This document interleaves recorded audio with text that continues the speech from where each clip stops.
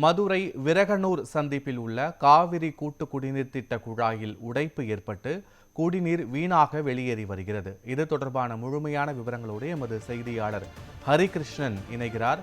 ஹரிகிருஷ்ணன், உடைப்பு ஏற்பட்டு நீர் வீணாகி வரும் நிலையில் அதிகாரிகள் அதனை தடுக்க நடவடிக்கை எடுத்திருக்கிறார்களா? சரி செய்ய எத்தனை நாட்களாகும்?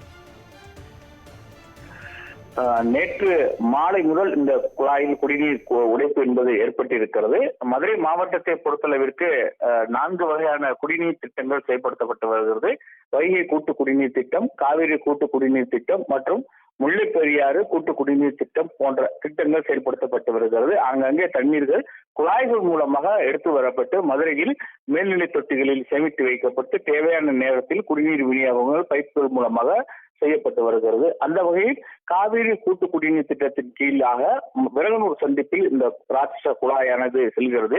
அந்த பகுதியை கடந்து செல்லக்கூடிய அந்த விரகனூர் சந்திப்பில் தான் இந்த உடைப்பு ஏற்பட்டிருக்கிறது. நேற்று மாலை முதல் தற்போது வரைக்கும் அந்த குடிநீரானது வீணாக சாலையிலும் ஆற்றுப்படுகையிலும் செல்லக்கூடிய காட்சிகளை பார்க்க முடிகிறது. 100 அடி உயரத்திற்கு தண்ணீரானது பீச்சி அடிக்கக்கூடிய ஒரு காட்சிகளை நம்மால் பார்க்க முடிகிறது.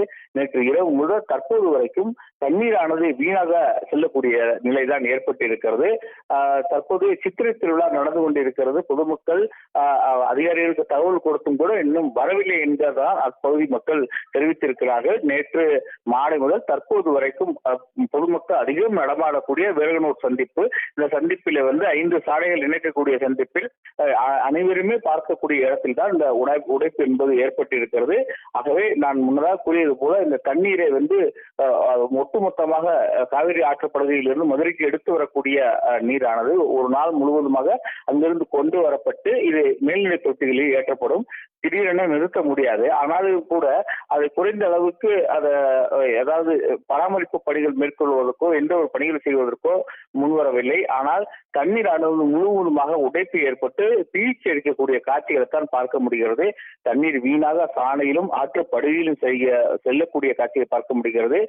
இது கோடை காலத்தின் பகுதியில் இருக்கிறோம். மே 1ஆம் தேதி அதீத வெப்பம் நிலவுகிறது.